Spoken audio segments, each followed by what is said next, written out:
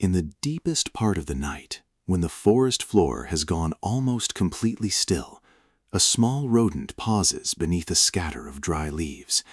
Nothing moves above it. No sound announces the danger closing in. And then, in less than a second, it is simply gone, lifted into the darkness by something it never heard coming. Because whatever just passed directly over its head made no sound at all. Not a whisper, not a flutter, nothing its ears, tuned by millions of years of predator avoidance, could detect. How is that possible? Every other bird of similar size announces itself in the air.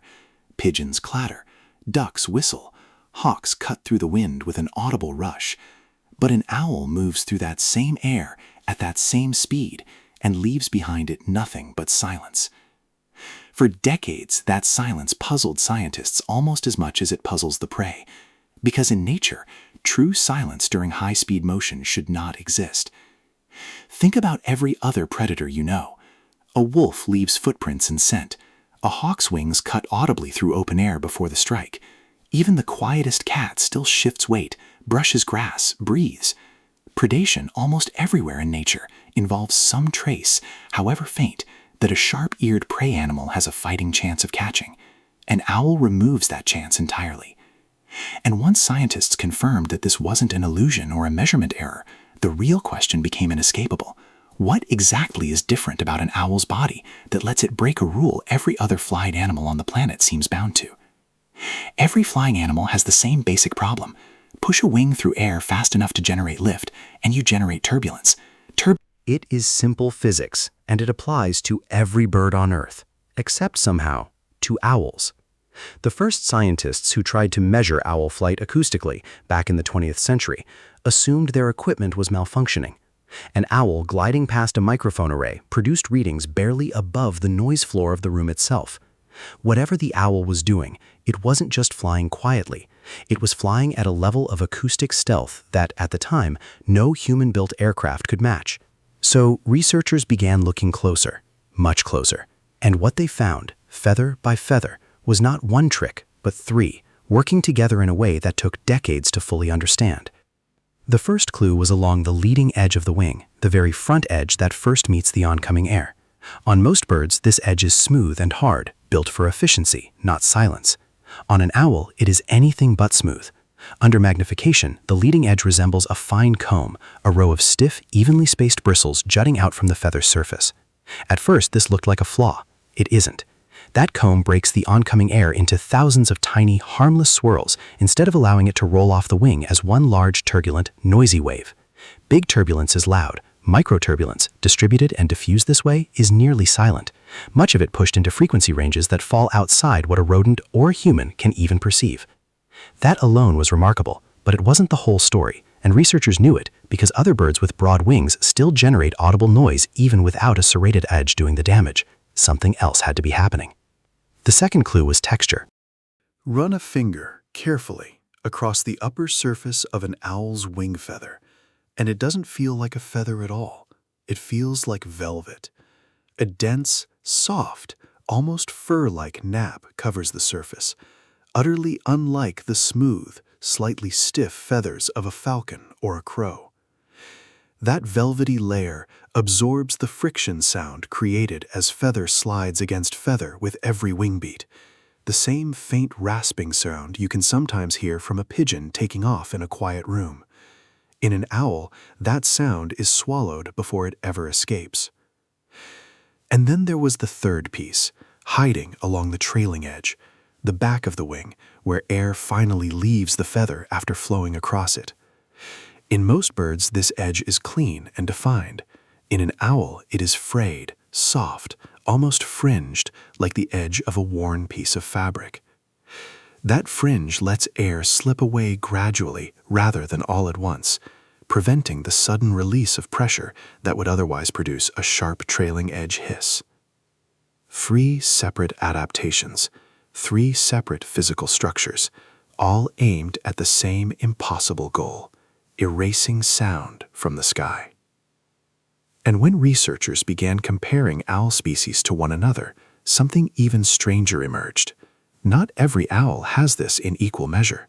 Fish owls, which hunt prey underwater rather than prey with sensitive hearing on land, have far less specialized feathers, noisier wings, but faster, more efficient flight. It wasn't a universal owl trait.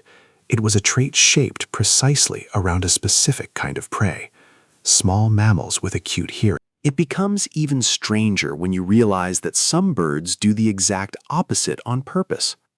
A mourning dove's wings produce a sharp whistling clap on takeoff, not a flaw, but a deliberate alarm signal, warning nearby doves that a predator has arrived.